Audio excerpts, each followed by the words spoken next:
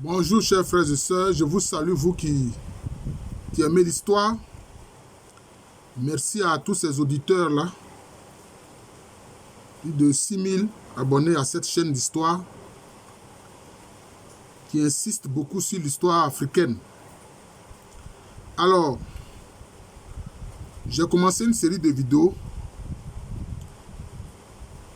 sur le nom qui permet de suivre un peuple malgré son établissement dans différentes zones géographiques. Voilà, dans différentes zones géographiques. Alors, aujourd'hui, ce nom que nous allons examiner, qui a suivi un peuple qui s'est implanté dans différentes zones géographiques, c'est le nom Krobu. Le nom Krobu. Alors, j'ai fait une vidéo déjà sur les Krobu, des escarpements Krobu au Ghana. Voilà. Et ils sont dans les escarpements Krobu, je peux dire dans le district Krobu, où il y a la ville de Somaya. En réalité, ces Krobu-là sont constitués de sous-groupes. Enfin, je veux dire, ces composantes comprennent, disons, des populations aux origines diverses. Vous voyez. Vous avez réellement ceux qui ont le nom Krobu, mais dont le véritable nom est Kloli. Le véritable nom est Kloli, qui veut dire ceux qui commandent. Ceux qui commandent, ou qui veulent commander. Mais on va voir que ce nom-là va désigner l'ensemble des différentes composantes du peuple Krobu. Par exemple, vous avez un clan qu'on appelle le clan Akradé. Le clan Akradé, c'est de lui que vient la légende des ancêtres descendus du ciel à l'aide d'une chaîne. Voilà. Les ancêtres descendus du ciel à l'aide d'une chaîne. C'est le clan Akradé. Et ils étaient dans cette région des escarpements-là bien avant les autres. Voilà. Tantôt, ils disent qu'ils sont descendus du ciel à l'aide d'une chaîne et qu'ils sont descendus dans un récipient en cuivre que les Akans appellent Aïwa. Voilà. Mais ils parlent d'une aïeule qui s'appelait Abrewa Sasamango. Vous voyez. Or, Sasamango, c'est en fait Sessi Maï. C'est une localité qui était dans le Bono. Une localité qui était dans le Bono. Un royaume qui a été vaincu en 1722 par l'Ashanti. Voilà. Sur les cendres desquels sont nés le royaume de Nkuranza. Et puis ensuite, eux aussi, le royaume de Takiman. Oui. Bon, les Bono, c'est ce peuple-là qui est légèrement au nord de l'Ashanti, de l'espace Ashanti. Voilà. Donc, le nom Abrewa Sasamango de leur aïeul montre en fait d'où ils sont venus. Voilà. Mais c'est eux qui disent qu'ils sont descendus du ciel à l'aide d'une chaîne et ils ont atterri à l'intérieur d'un récipient en cuivre appelé Aïwa. Et ils disent que cet aïeul-là, Abrewa Sasamango, son frère était un prêtre traditionnel qu'on appelle Manté. Manté, vous voyez. Donc, je l'ai dit, il y avait les Kloli, il y avait les Akradé, et il y avait les Kotropeli, qui eux aussi sont d'origine Gouan. Mais il faut dire que les Akradé, eux aussi, ils sont d'origine Gouan. En fait, ils se donnent cette origine Gouan-là. Mais, je vous explique, à partir déjà du nom de leur aïeul, d'où ils viennent, sans doute. Parce que le nom Abrewa Sasamango, c'est la localité de Sessi Maï. D'ailleurs, certains Agnis, notamment les Alangwa, disent qu'ils viennent de Sasamango. Voilà. Mais en fait, le véritable nom, c'est Sessi Maï. Voilà. Quand on compulse les traditions du Bono, c'est Sessi Maï. Voilà. Que d'autres ont appelé Sasamango. Voilà. Maintenant, donc nous avons cité les Kotropeli, les Krobu, Kloli. Mais en fait, les Kloli, ils viennent d'où? Ils disent que les ancêtres ont fréquenté les rives du fleuve Mono. Vous voyez, les rives du fleuve Mono. Donc, eux, on voit que, en fait, ils ont des liens d'origine avec les Gans et avec les Adangbe, qu'on appelle là. Les Adangba, leur nom, c'est là. Voilà, vous voyez. Donc, c'est cela. Vous voyez, c'est cela. Maintenant, il y a les Efutu Breku. Les Efutu Breku, qui, eux, sont partis de la zone de Wineba. Voilà, ils sont partis de la zone de Wineba. Certains sont partis de la zone de Wineba. Voilà, et puis, ils se sont installés dans les escarpements Krobu. Ce sont des escarpements qui sont quand même un peu difficiles d'accès, à partir desquels ils peuvent se défendre. Mais anciennement, et très anciennement, ils sont venus de la zone du royaume Futu, qui avait pour cité sur le littoral Cape Coast, qui est appelé Ogwa. Donc vous voyez qu'en fait, l'histoire du peuplement n'est pas facile. Moi, je vois des gens qui veulent minimiser l'histoire du peuplement, mais l'histoire du peuplement est très difficile. Voilà. C'est facile pour ceux qui en connaissent les arcanes, mais c'est très difficile. Voilà. Parce que quand vous regardez un peuple, il y a comme une cohésion, une unité, et quelquefois, c'est l'origine de l'un des groupes qui est privilégié, comme on l'a vu avec le cas de l'histoire des Baoulés avec la reine Ablapoku. Oui, les Assabous sont venus de la Chantilly, mais pas tous les Baoulés. Pas tous les Baoulés. Donc, il faut examiner les différents éléments. C'est ça. C'est ce que des personnes comme nous autres avons fait. Voilà.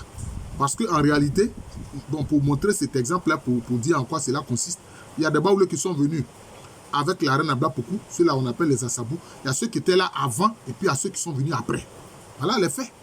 Ceux qui sont venus après la migration des Assabous conduite par la reine Ablapoku. Donc vous voyez, l'histoire des choses du peuplement n'est pas facile, c'est complexe. Voilà. C'est complexe. Voilà.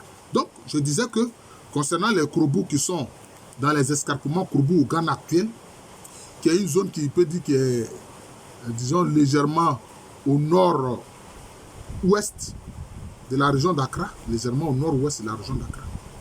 Escarpement Krobu. Donc, à l'intérieur, vous avez les Kloli, qui, eux, sont quittés des rives, ils ont quitté les rives du Mono, le fleuve Mono qui existe encore, qui parcourt des régions du Togo actuel et du Bénin actuel, et c'est comme si ils se sont retrouvés dans ces escarpements-là. Voilà. Ils y ont trouvé les Akrade, les Kotropeli, et puis il y a les Afutu Breku, qui, de la zone de Wineba, se sont installés aussi en pays Krobu. Vous voyez. Mais anciennement, viennent du royaume Futu, qui était un royaume qui était sur le littoral Fanti. C'était sur le littoral Fanti. Voilà, c'est comme ça, sur le littoral Fanti. Voilà. Maintenant, ce nom Krobu de ce peuple, c'est là où on doit suivre. Eh bien, ces Krobu se sont retrouvés où aussi? Se sont retrouvés en Côte d'Ivoire actuelle. Voilà le suivi du nom. Se sont retrouvés en Côte d'Ivoire actuelle. Dans quelle zone? Dans une zone qui aujourd'hui fait partie du département d'Agboville. Ces Krobu-là. Et ils sont à Ores Krobu. Les principales localités, c'est Ores Krobu, en Côte d'Ivoire, dans le département d'Agboville. Et d'ailleurs, c'est ceux-là que les abeilles lagunaires de la région d'Agboville ont appelé Otu-Breku. Les abeilles les appellent Otu-Breku. Je viens de faire récemment une vidéo sur le nom Otu-Breku. Vous pourrez aussi consulter cette vidéo-là sur le nom Otu-Breku. Donc, le Otu-Breku, ça c'est le nom que Otu-Breku, c'est le nom que les abeilles donnent. Mais ça vient de Efutu-Breku, qui sont des populations qui sont parties de Wineba, qui anciennement étaient dans le royaume Efutu sur le littoral Fanti, dont la ville portuaire, ou bien la ville sur le littoral était Cape Coast, mais que la population appelle Ogwa. Voilà. Il faut que je puisse dénouer ces complexités et puis l'expliquer pour que les gens puissent comprendre. Donc ceux qui viennent en Côte d'Ivoire, ils sont venus du fait de l'expansion du royaume Akwamou, comme je l'ai expliqué. Voilà. Du fait de l'expansion du royaume Akwamou qui va attaquer toutes ces zones-là. La zone d'Accra, la zone de Wineba, la zone du royaume Agona, même les zones où il y a les EV, notamment les zones de Péki et Crépi. Toute cette zone de la basse vallée de la Volta va être attaquée, voilà, par les Akwamou. Et certains vont se retrouver en Côte d'Ivoire actuelle. Et ils vont s'installer à Aurès-Kroubou. Et quand ils s'installent à Aurès-Kroubou, il y a différents clans. Il y a le clan, par exemple, Nzomo, qui parle de cette tradition des ancêtres descendus du ciel à l'aide d'une chaîne. Donc, sans doute que eux, les Nzomo, eux, ils sont d'extraction Akradi. Mais il y a d'autres clans, tels que le clan Dabou, le clan Orede, qui disent non, nos ancêtres là, ils viennent du pays Kroubou. Voilà, ils viennent du pays Kroubou, qui est au Ghana actuel, dans les escarpements Kroubou. Vous voyez. Hein? C'est la même chose aussi pour le clan Nde Bogussou. Voilà. C'est comme ça. Ils disent que non, nos ancêtres là, ils viennent des escarpements Kroubou, du pays Kroubou au Ghana là-bas. Vous voyez. Donc, vous voyez que cette migration-là, avec ce nom, hein, le clan Ngo de Boussou, ils disent que non, nous sommes nos ancêtres sont des Kroubou. Ils viennent du pays Kroubou, qui est au Ghana actuel. Mais aujourd'hui, eux-mêmes, ils ont du mal à situer ce pays Kroubou-là. Mais ils savent que c'est au Ghana actuel et ils ont tout à fait raison. C'est dans les escarpements Kroubou. Ça fait partie de la région, bon, c'est proche de la région que au Ghana on appelle Volta Region. Dans le découpage administratif, on appelle ça Volta Region. Mais il faut dire que quand même, la zone des escarpements Kroubou est un peu plus à l'ouest par rapport au reste du Volta Region. Ouais. Voilà. Et j'ai dit que leur principale localité là-bas, c'est Somaya. Voilà, Somaya. Donc c'est ça. Donc, ils ont gardé le nom Kroubou. Qui permet de voir d'où sont partis les ancêtres. Ce n'est pas fini. Il y a certains de ces Kroubou-là qui vont s'installer en pays baoulé. C'est ça le travail de l'historien. Ils vont s'installer en pays baoulé. C'est ceux-là qu'on va appeler Akroufoué. Akroufoué, c'est la traduction en baoulé du nom Kroubou. Akroufoué, c'est-à-dire ceux qui sont Kroubou. Voilà. Parce que le suffixe fouet est désignatif. Akroufoué, c'est-à-dire ceux qui sont Kroubou. Et ils sont installés où? Ils sont dans les villages de Ndénou et de Ndebo. Voilà. Dans les villages de Ndénou et de Ndebo. C'est ça, les Akrofoué. Donc eux, ils se sont intégrés au peuple baoulé. C'est ceux-là qu'on appelle les Akrofoué. C'est la zone de Lolobo. Voilà, Lolobo. C'est ça. Vous voyez, ce sont les baoulés Akrofoué. Donc, qui sont Kroubou. Vous voyez? Donc, vous voyez le filon en suivant le nom. Voilà. En suivant le nom. Voilà. C'est cela. Mais, il y en a d'autres qui sont allés ailleurs, qui se sont intégrés à l'espace Bron. Mais eux, le nom qu'ils vont prendre ne permet pas de suivre ce filon du nom Kroubou. Mais il y a un élément qui m'a permis de savoir que nombre d'entre eux, à la base, sont Kroubou. Ce sont les Nkwanta. Les Nkwanta qui font partie de l'espace Bron. D'ailleurs, au sein des Bron Diamants, il y a les Nkwanta. Mais ils ont créé un royaume qu'on a appelé Dua Yao Nkwanta. Dua Yao Nkwanta. Alors, comment j'ai su que certains de ces éléments sont Kroubou? Parce que les Nkwanta ne sont pas tous Kroubou. Hein. Mais le noyau est Kroubou. Mais par la suite, il y a des groupes d'origine d'Ankira, d'origine Akwamou qui sont venus s'intégrer au royaume de Dua Yao Nkwanta. Mais le noyau Kroubou a gardé la tradition des ancêtres qui disent être descendus du ciel à l'aide d'une chaîne. La tradition des ancêtres qui disent être descendus du ciel à l'aide d'une chaîne. Et ce qui m'a conforté, en plus de cet indice-là, c'est un autre indice, c'est que dans le royaume de Dua Yao Nkwanta, le grand sanctuaire de l'esprit tutélaire qui est vénéré, très vénéré, on l'appelle comment? On l'appelle Kroubou. On l'appelle Kroubou. Vous comprenez? Cela est lié au culte des ancêtres. Parce qu'ils savent que les ancêtres sont Kroubou. Donc, ils ont créé, je peux dire, un culte autour de ce nom-là. hein, pour en faire un esprit tutélaire qu'il vénère. Voilà, qu'il vénère. Donc cela m'a permis de comprendre que, en plus du fait que le noyau royal disent qu'il est descendu du ciel, que ses ancêtres sont descendus du ciel à l'aide d'une chaîne, et qu'on voit un peu partout, hein, il y a le sanctuaire Kouroubou, vous voyez. Donc c'est cela. Donc vous voyez que ces Kouroubou là, certains sont dans l'espace originel des escarpements Kouroubou, dans le district de Kouroubou actuel, au Ghana. Certains sont venus dans la région actuelle d'Agboville où ils se sont installés à Ores Kouroubou. D'ailleurs, ces Kouroubou, dans la zone d'Ores Kouroubou, ils ne sont pas nombreux, hein, je crois qu'ils ont 3 villages. Il y a Ores Kouroubou, Aboudé Mandeke et puis Aboudé Kwassikro. Voilà les 3. Voilà.